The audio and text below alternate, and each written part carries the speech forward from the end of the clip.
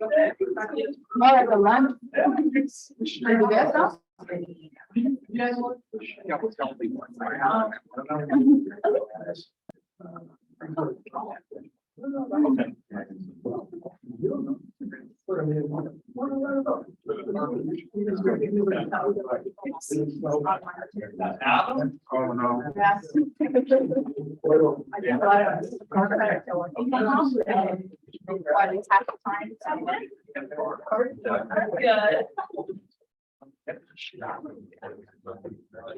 Shall we get started?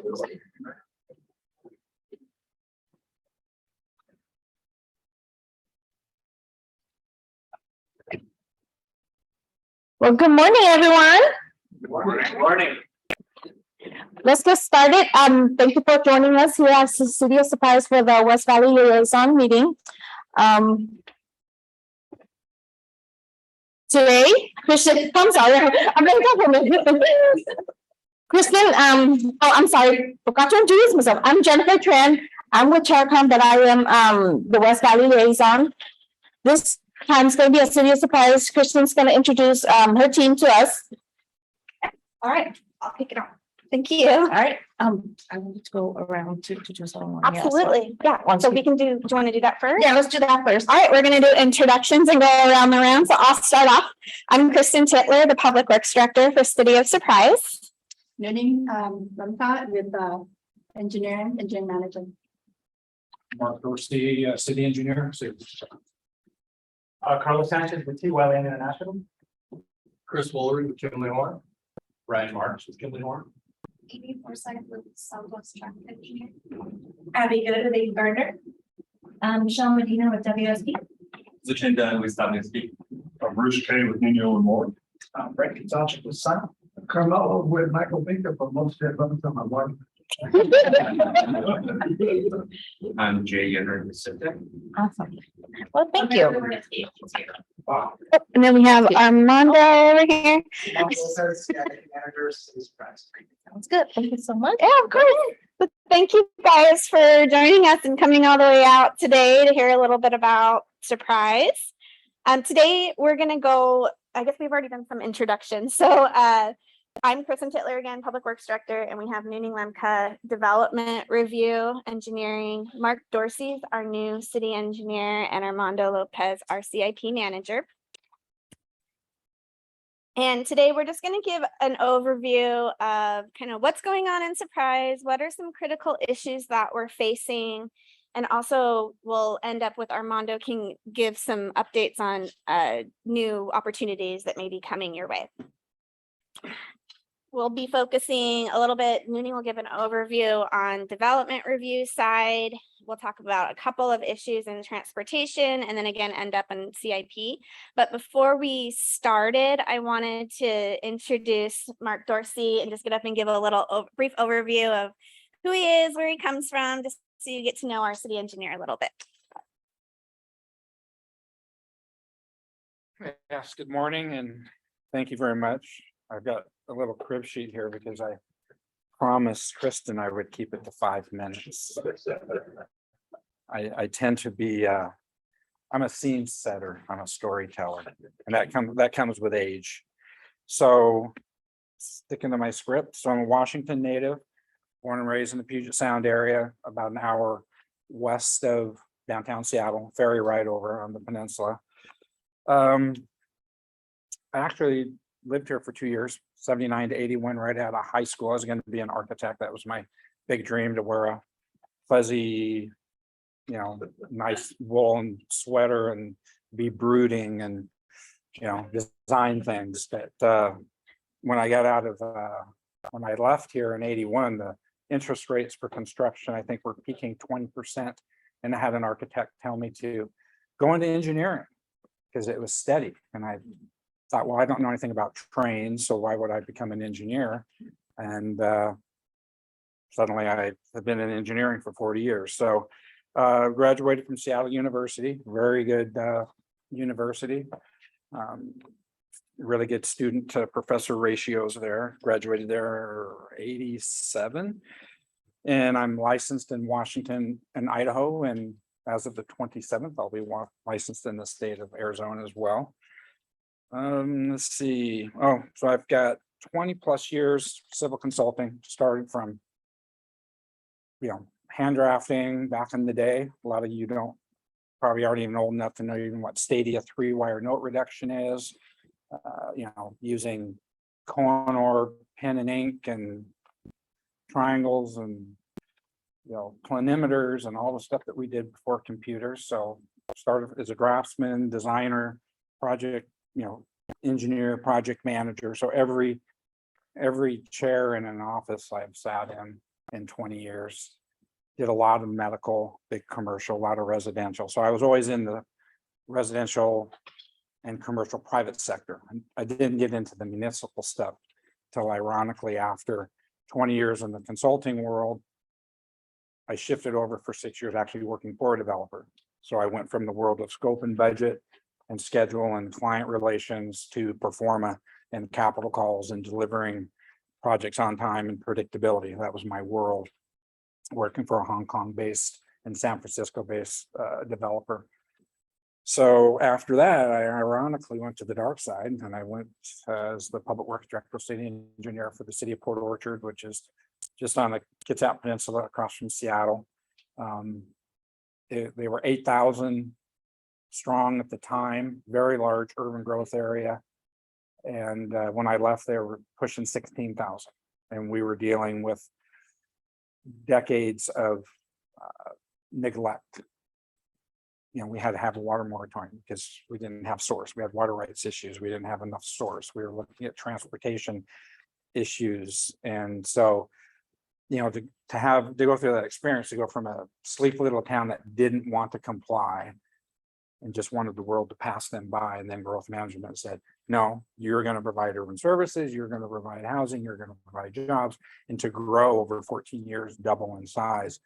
That was quite challenging from the standpoint of not just service for the city, but how do you manage your bench, bring in FTEs, how do you respond, how do you organize the structure? So really it was a really good experience. So having those three legs of that stool, I think is what I'm going to bring to the city of Surprise.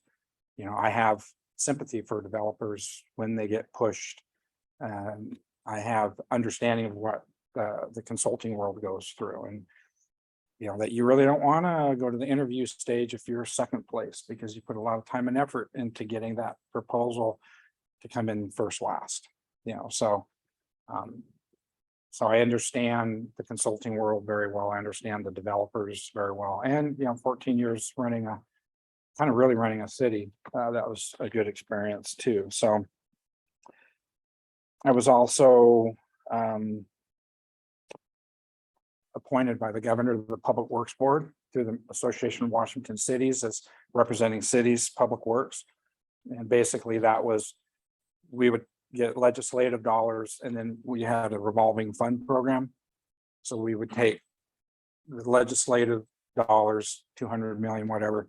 Then we have this low interest loans, 20-year, 10-year, whatever. So we manage that as the board, just dealing with infrastructure. And so my job was to represent small cities. We had county reps and different reps, but my main thing was, city infrastructure. And I thought that was a really good program because, to get projects built this day and age, you can't just get a federal grant. You can't just do a bond measure. You can't just get a loan. You've really got to package multiple funding sources into one project to deliver these, multi-million-dollar projects these days. And, I relocated here. My wife works for Starbucks. She's a regional director for the one of two in the state. She came from England, went to Washington, ended up in Colorado, and now she's here. So I'm kind of a camp follower. I'm coming to join her again, and we'll retire here in 5 years. And I promised, I was 3 years before returning to the state of Washington, and I promised Kristen that I would get 5 years of my all. And so that's what we're going to do. And after 5 years, we might go sail into the Pacific. We just sold our house today and our boat today. And we'll be looking at getting another boat in the future. And kind of my expertise really, I would say in my private consulting world, it was, it's private sectors, but storm drainage is, if you've ever done storm drainage in the state of Washington, it's obviously nothing like here. There's a lot of water quality, quantity mitigation, Department of Ecology, there's orcas and salmons and tire dust, and you're dealing with a lot of different things there. And so storm drainage was kind of my forte, as it were. And so now that I'm here, I have a lot to learn as far as. Oops. No, I'm on. Yeah, I don't know what that is. I'm on silent. So anyway, so that's who I am, and I'm happy to be here and try to help the city with their opportunities. And so if there's any questions, I'm here to answer. Otherwise, I'll turn it back over, and I think I'm right at my 5 minutes. Thank you, Mark. Well, we're really excited to have Mark here. We've been searching for a city engineer for a really long time. On that note, just like everybody else, we're looking for lots of different positions. And this fiscal year, we were fortunate enough to get, I think, about 7 different positions in the engineering department. We have a traffic engineering side, and then we have we just filled a civil engineer spot. We were fortunate with that, looking for some associate engineers. And yeah, we have a traffic civil open, and a assistant director over transportation is also something that's open right now as well. All right, so jumping in a little bit about Surprise, if you haven't been out here in a while, we have about 150,000 residents now, so we've grown quite a bit over the last few years. Our unincorporated area is about 100 square miles, and then we'll grow to about 300. So our unincorporated area actually goes all the way past the 74. So we have quite a bit of room to grow. Organizationally, I like to always give a little bit of an overview about how we're structured, because I know every city is different. And if you're coming in to work with us and trying to understand the different departments and where you submit, it's just always helpful to know who to talk to and reach out to and what your resources are. And so generally in the development world, we have 3 different divisions: our community development, our water resource department, and public works. Our community development department really are the ones, if you're coming in for private development, even the CIP side still submits through them, but they're kind of the lead in the overall submittals, and then they distribute to the different groups for plan reviews, but they're kind of the lead ones. We also have our building safety division is located in our community development and our development services teams as well. And then we have our water resource management group. We call that WORM. The worms. So we love our worms, but they just recently, about couple of years ago, they separated from Public Works. They just got too big, and they warranted their own department. But they handle all of the water, wastewater, water, stormwater. So Nooning's group still handles the plan review side of it, but they're really more on the master planning, the water portfolios, the, working with the developers when they're building, different treatment facilities and the handoff of that. Definitely on the operations side, our stormwater utility goes through them. So they're really on the, portfolio master planning and operations side of water and wastewater and stormwater. And then we have our public works side. Public works in general run out of kind of 2 houses. We have operations, which includes even non-engineering things. We have our fleet group, facilities, solid waste runs out of there, and also our streets department for operations. And then in the engineering side, this group here, we're missing Dana. Dana's our traffic engineer, but this is pretty much the managers. We have some field services as well. So we have our capital improvement group runs out of engineering, development review, traffic transportation, and then we have field services, which is civil inspections, survey, and utility locating. So I'm going to hand it off to Nooning to talk a little bit about what's going on the development review side and some opportunities and issues that we're facing. Thank you, Nooning. Thanks, Kristen. So again, my name is Nooning Lamka. I'm one of the engineering managers here with engineering branch of Public Works Department.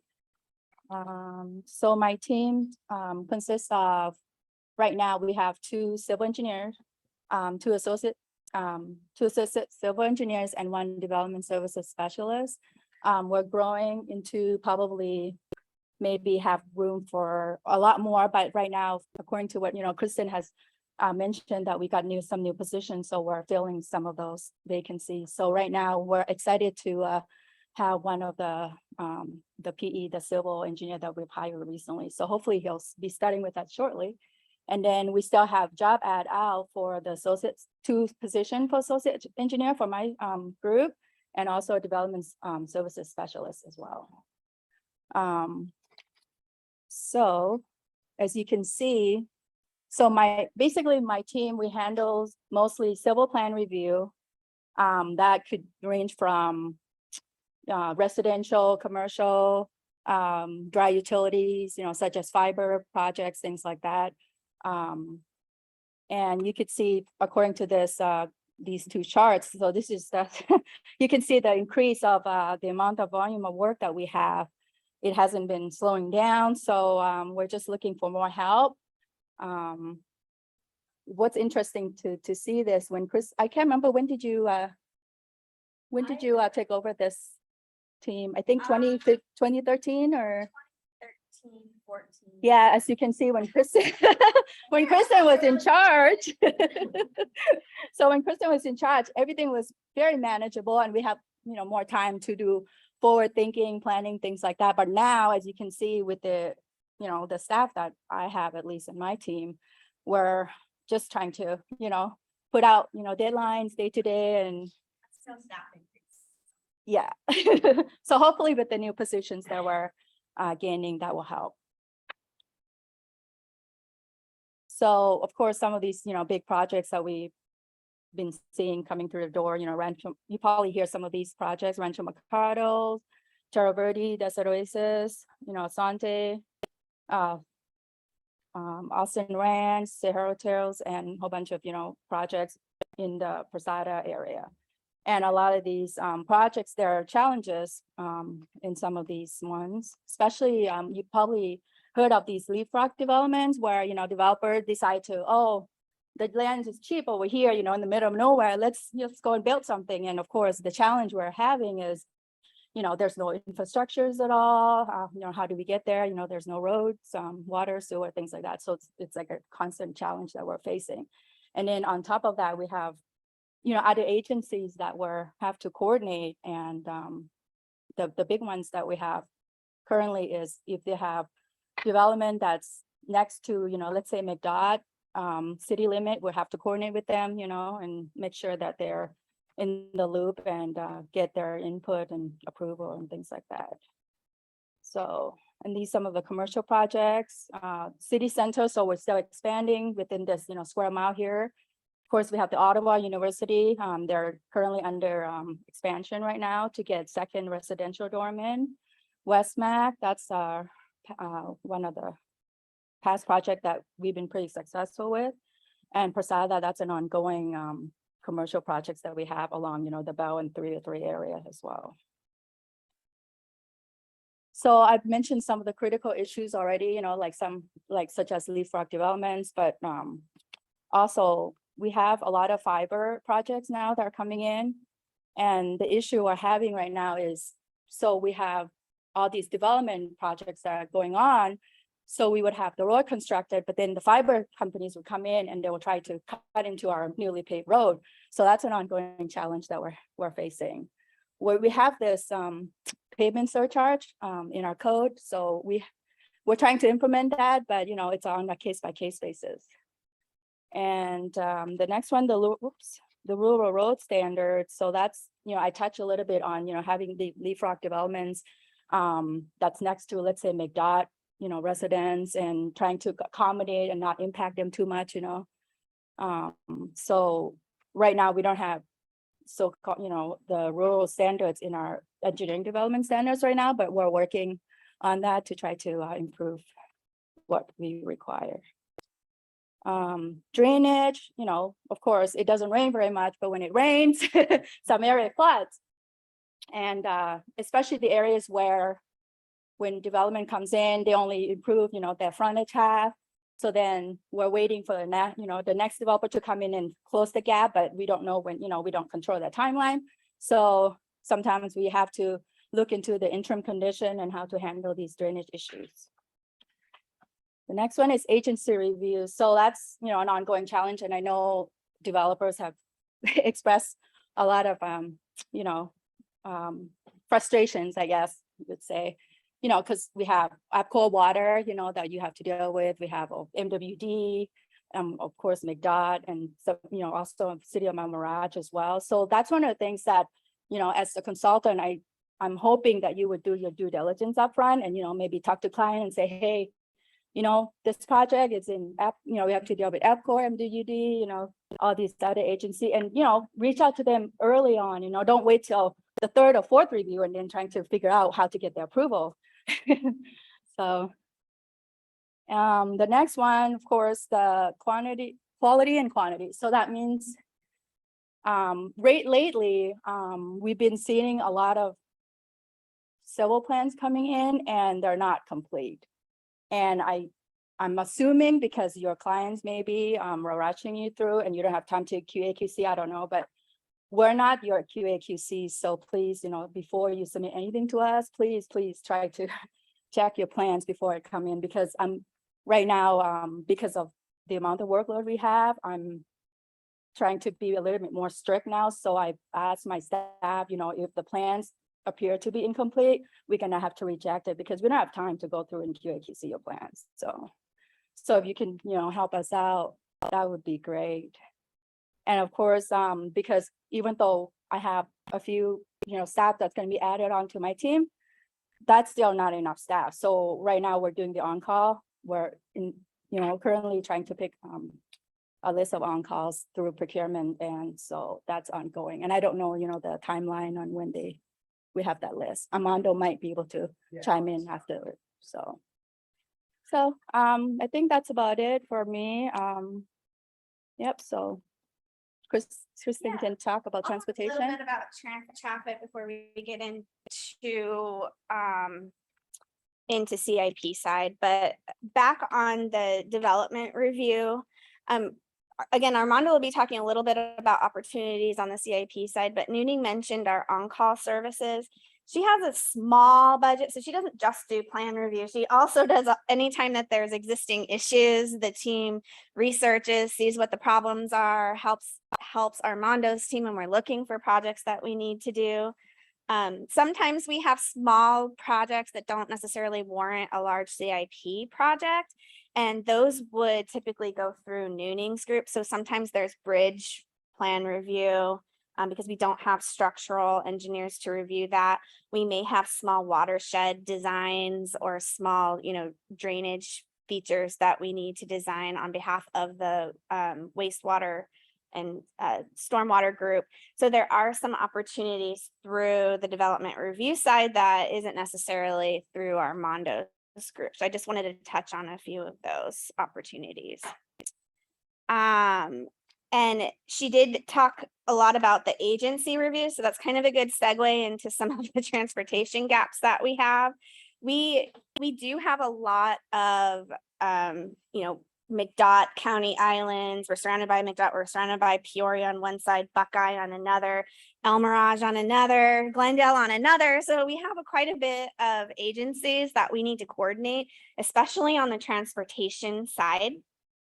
So our biggest critical issue transportation wise is our gaps, and that comes in many different forms, but our general philosophy is that development pays for itself. So every new development that comes in, they are required to build their half street and generally any infrastructure leading up to it, but they're not required to build full roadways up to those wildcat subdivisions that Nooning was talking about. That poses a challenge, quite a bit because of access to these sites. So you build this brand new, beautiful neighborhood and you have this terrible 2-lane potholed roadway getting up to it. And a lot of the times, if we don't have contiguous right of way leading up to that point, our legal team will not want us to go in and maintain it. Because there's a lot of rural areas where they haven't dedicated that right of way yet. So that's been quite a challenge in a lot of areas. So you'll see a lot of scalloped or incomplete streets out here because we're waiting for development to come in. If we can't wait for development for one reason or another, that's usually where Armando will come in and he'll talk about some of those projects that we have coming up. So the scalloped streets, and then again, our wildcat subdivisions, the infrastructure or lack thereof leading up to it poses quite a problem. But then we also have larger regional transportation gaps. So a lot of our area is developed north of the 303, north and west of the 303. A lot of it is north of the 60, and we're getting a little bit further out west, where we call it the dragon. This is kind of surprise, looks like a dragon if you can kind of see it. So in the Dragon Head, we're starting to get a lot of development. On the north side, north of 303 and Grand, there's really only one road, 163rd, that gets you out there. So you can imagine the traffic that we have. We have traffic backups that go, people can't turn onto Grand because of the backup. So it backs up all the way on 303, almost to Bell. So that's something that we hear complaints on I promise you, a daily basis. And we're held to, ADOT's, what they have in their CIP or what they can plan for. So when we're looking at some of the funding sources and partnering with some of these agencies, some of these fixes, I think the 303 and Grand is estimated today to be about 126 million for their fix of this area. And that's where, we do rely on things like the Prop 400 that's been a little bit, on hold because of the governor's veto. So that's a really big deal for us because those are some projects that are in those in Prop 400 extension. And then, so we're kind of left to look at some other funding sources. Our residents benefit from very low taxes out here, but we don't have taxes out here to pay for transportation projects. So over the years, we've really had not a lot of funding. Our CIP hasn't been very big the last several years. And so we're looking at things that can supplement that to help pay for some of these gaps. We will be moving forward with some updates to our development impact fees, and that does help for a lot of those gaps and help with the future growth that we're seeing. We already have existing development impact fees for parks, police, fire, water resources, but we don't have one for transportation. So Mark and team are working on one for transportation, and we'll be bringing that online. We'll probably start doing picking back up on our stakeholder meetings within the next few months, and they'll end up tying in with the rest of the development impact fees, but that's definitely one that will help fund some of our projects going on. And then back onto the CIP, so this is kind of a segue into Armando's piece, but again, we always had somewhat of I'll call it meager CIP. We, as a smaller city, kind of operated on a 1-year CIP. It was, what's kind of the biggest thing going on right now and what are the funds that we have, and this is, what we can put out. Maybe only a couple projects a year. We have a new city manager, he'd been with us before, but he started this year, and capital improvements is very important to him. And so he's finally, he's worked with all of the different departments on developing a true 5-year CIP. So we're in the middle of that, and we presented all of the projects and gotten council input on what are important issues to council, what are the things that they want to see. There's a lot of parks and roads and this and that we have that we're planning on, but back to kind of some of that funding, it's how are we funding it? So it may be in the form of some general funds. We use stormwater utility, the development impact fees will certainly help. And then we may, be entertaining some things like bonds. I know that there's some other cities right now. Is it Goodyear's coming out with a pretty large one? So those are some things that we're entertaining to help fund some of these. So I'm going to hand it off to Armando and he can give a little overview on his team.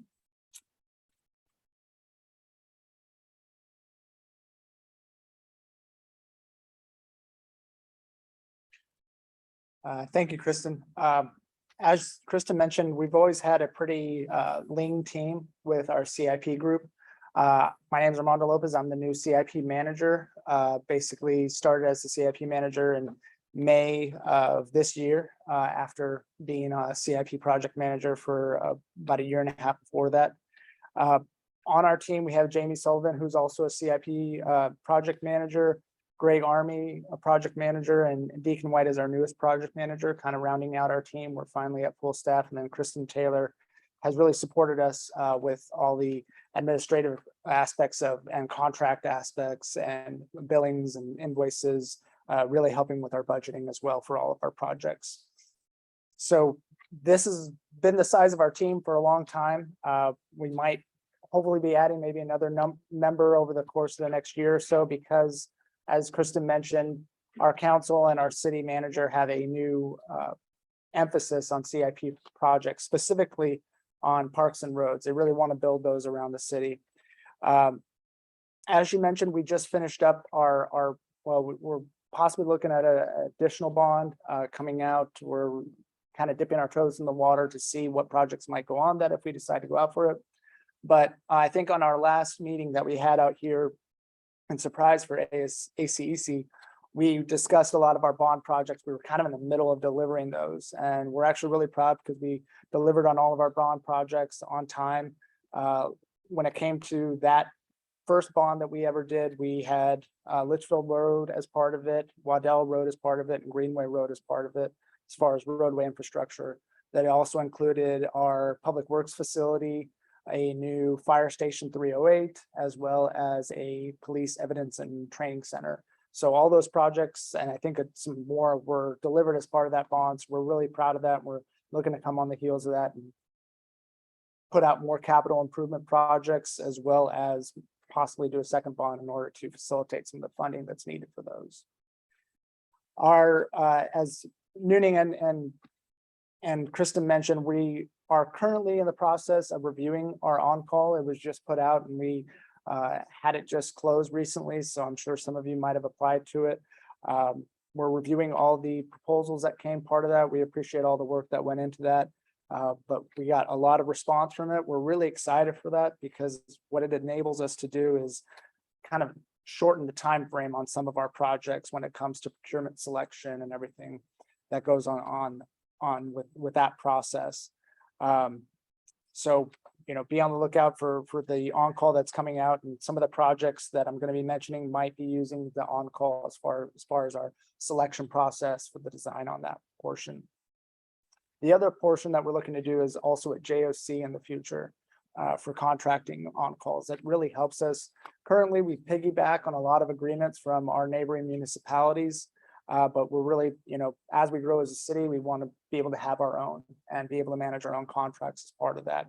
So on the heels of this on-call, we'll take a few times to let our procurement team breathe because they're going through a lot of work right now and developing all those contracts and doing the selection process. And then we'll jump right into the JOC and go through that process all over again on the contracting side. And as I mentioned, a possible second bond program could be on the horizon, and that'll really help to facilitate some of these projects I'm about to discuss. Currently, what we have under construction is our Sweetwater Avenue project. Budget was about $5.3 million. Our start date was April of 22, and this project completion, we're looking to be finished up by the end of October 22. the reason for this roadway project was to help facilitate the Posada development group that's there. We saw a lot of traffic that needs that were going to be part of that. We have, if you ever drive by basically Waddell and 303, you'll see it's like a whole new area out there. It went from farmland to a lot of buildings coming up, a lot of retail coming up, a lot of residents. There's of course the Costco that was kind of the anchor for that whole area. As that developed, we knew that we were going to have some traffic needs in order to help facilitate all the attendance of all those places. So we built out the Sweetwater Avenue, this new portion of Sweetwater Avenue that kind of dead ends at the 303. It actually doesn't connect into the 303 on the west end, and it connects into our existing Cereval Avenue on the east end. Also under construction, as I mentioned, our council and our city management are really have an emphasis on both roadways and parks. So this is a completely new park. Countryside Park is under construction right now. Budget of about 10.5 million, started in May of 22. We're looking to finish that up at the end of January of 23.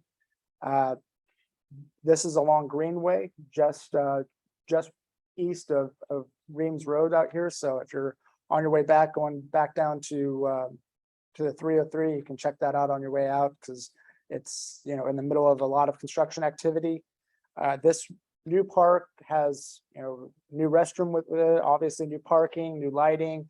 And what we really want to have is a lot of flexibility with the fields out there, to be able to have flag football games, host soccer tournaments, whole slew of activities.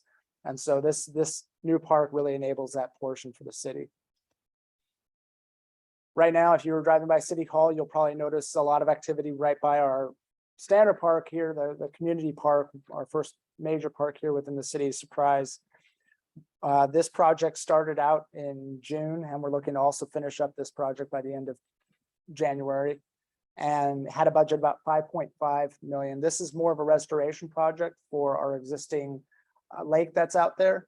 It used to be kind of a beach entrance, and what we found out was that created a lot of algae issues for the lake itself. So if you'll notice, a lot of the new park lakes have more kind of a solid tub ring around it with, you know, either concrete or any other sort of material. And that's what we're looking to add with liner and a solid concrete, basically ring that creates a set edge for that lake. In addition to that, we're going to be adding a new restroom on the north side and paving out the parking lot on the north side as well. So we're really excited for that project to be finished up here. A project that is starting to get the design kicked off that is really big for the city is our multi-generational community center. That project has, we're looking to start that actually this September. We just selected our architectural design firm for that. And we're going through negotiations with them. So it's really early on that phase. But this project is our first community center within our OTS, our original town site, just west of City Hall, just east of City Hall here. And it'll be about 38,000 square feet and provide facilities for senior community center, senior classrooms, Head Start facility will be as part of it. Computer classes will be a part of it. It'll have a full working kitchen, of course, restrooms, and several meeting rooms for all the activities that we want to support around our community here. So we're really excited for this project to get kicked off, and it's, you know, we're just starting to design right now. We're hoping to have construction completed in 2024. This project is actually funded with ARPA funds that we recently have. A portion of it is ARPA funds that the city has, and a portion of it is in a partnership with Maricopa County that we receive those ARPA funds. Some of the public safety and park designs that we're looking to start this fall of 22. We have a police station, our first substation that we're going to be designing. Our main police station is right here at City Hall, and this will be our first substation that we're locating along 163rd Avenue, across from 163rd and San Ysidro intersection. As Kristen mentioned, the north side of the city is getting a huge influx of population. In order to better serve that, we just recently completed our fire station that was part of our bond program on that north side. But we want to also complete a substation in that area as well. We're in the design procurement stage of that project. Our fire station 309, this new fire station will be on the intersection of Perryville and Cactus Road. And we're just starting our design procurement stage of that portion as well. That fire station 309 will kind of be in a partnership with the community pool that's going to be located at that same intersection. So that same site is going to house our fire station 309 and the community pool. We're really excited for the community pool. It's our third pool here in the city. And we already have the land purchased for both these projects, the fire station 309 and community pool. Police substation, we're finishing up that land purchase as we speak. But all these projects will be starting and kicking off design here in the fall. As far as roadway improvement projects, one of the major roadways that we're looking to improve and finish off as far as scallop streets that, you know, we were able to finish off as part of some of our bond projects along Greenway and Waddell. Well, then one of the bigger ones will be Cactus Road between Cotton and Rains Road. We're currently in the design procurement stage of that one. We'll probably be releasing that RFQ sometime later this month for design services. 163rd Avenue, as Krista mentioned, is a major thoroughfare for the city. And we're looking to expand that completely from to its ultimate cross section, all the way from Grand Avenue up to Joe Max Road. We're actually splitting that portion into 3 different projects. The first portion will be from Grand Avenue to Happy Valley Road. Really, most of the roadway expansion for that project will be on the east side of the roadway. The west side's mostly built out already for 3 lanes of traffic going all the way southbound. The northbound is what we're really looking to widen out to its ultimate form. And in some cases along that, there's been development that have finished out pieces of that section that already have the pavement and the curb and gutter, but we do have some empty spots that we're looking to fill in as part of that. Then from there, we'll go from Happy Valley to Joe Max Road, actually finishing out lanes on both sides of the roadway, the east and west side of that roadway, as well as implementing some of our drainage features that we need to add as part of that project. And then as part of our bond program, we had 163rd and Joe Max Road was designed, or the phase 1 of that project was designed. We're looking to complete the full build out of that intersection and complete phase 2. A big portion of that project will be some land purchase on the north side from state lands, as well as finishing out the major cross culvert that's going basically diagonal right through the entire intersection. So that'll be the 3rd project along 163rd that we're looking to accomplish. Right now, we've also have a Bell Road median landscaping project that's currently in design.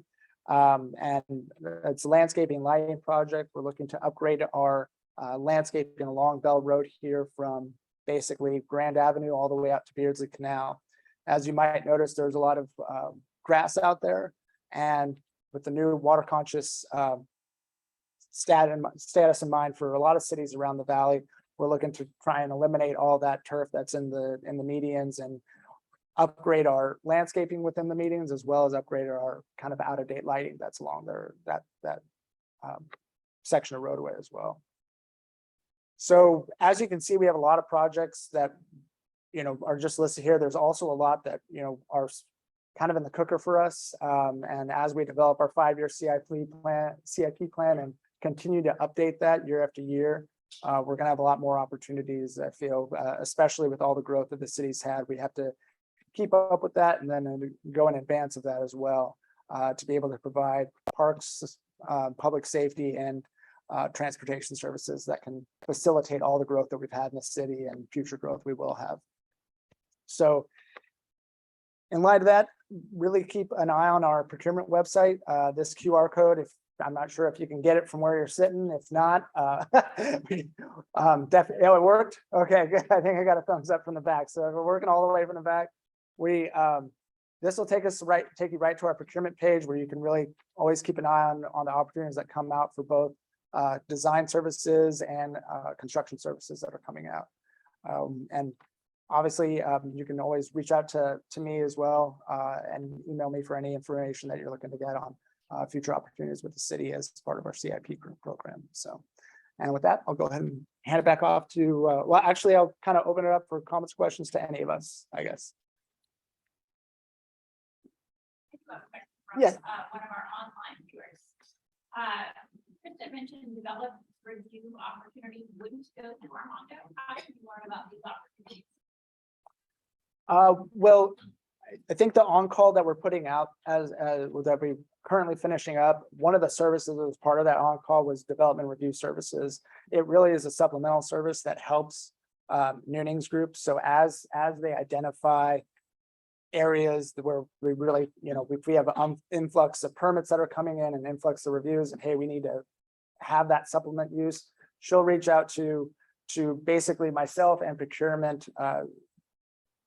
Procurement and CIP are going to be the gatekeepers, if you will, of the on-call contract, because we want to make sure that different departments aren't just selecting off the on-call, and we know we're at least managing it for opportunities, making sure that there's equal opportunities for all participants that are part of the on-call, and we're kind of spreading the wealth as everyone that was awarded the on-call for any service. So as gatekeepers, they'll come to us and say, hey, we want to put out, we want to select somebody, the next available person for on-call services to help us with our development reviews. And we'll go ahead and go out to contract with that, whoever's next up in the queue for that service. Hopefully. Sounds good to you too? Okay. But we'll probably have to work on the details, because I don't know if I'm allowed to have, people here to, Yeah, for we a have few to work on days, the details, or but they a lot of working. the planning, there's other opportunities like with the planners or the building inspections and all of that. So each group will cover, be in charge of their own, but then like he said, they'll be the gatekeeper, sure that we're not choosing the same person every time. We're really excited for that on-call because we have planned projects. Some of these, like I mentioned, will be selected off the on-call, but the on-call will really be utilized for a lot of the surprise projects that we get. No pun intended, but drainage improvements have to come out of nowhere that we're like, okay, we got to fix this now. And we get those, I'm sure as every municipality does, we get those all the time. So quick designs that need quick turnaround, we select off the on-call, we get the design done, and then it'll help when we get our own JOC. Currently, we use that piggybacking system, but when we have our own JOC, we also shorten the procurement length to select a contractor to get that fixed done. So something that, we could possibly shave off, anywhere from 3 to 6 months of procurement time to get a problem fixed, which is really what we're looking to attack and utilize the on-calls and the JOC for in the future.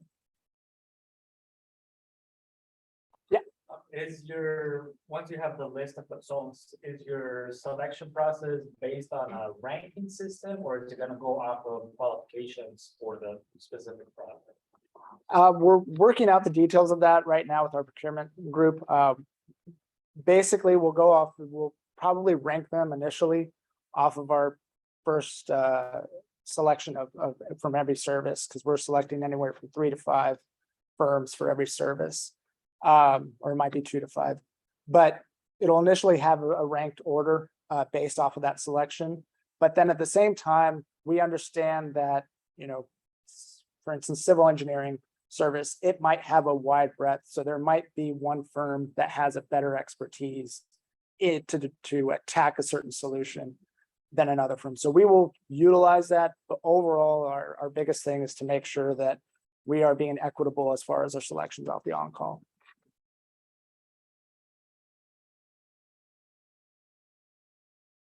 Right. Thanks for. Or if you ever have questions for us, you can always reach out to us. Thank you. Thank you.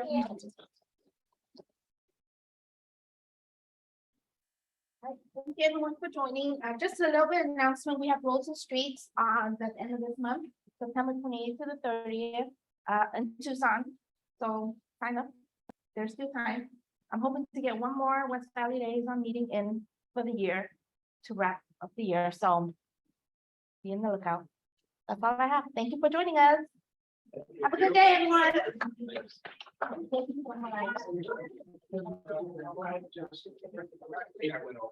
I am.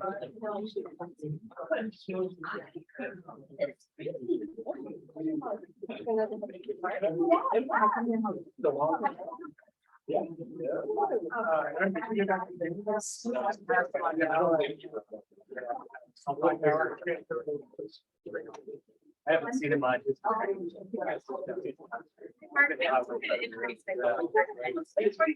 We don't.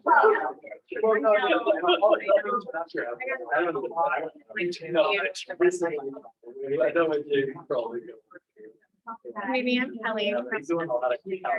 Hi. No. Yes, I know you guys, yeah, she's work here. She's doing good. Yeah. Kind of. She's been on the farm. She's doing good here. Yeah. I'll tell her you said hi. Are you gonna visit your family?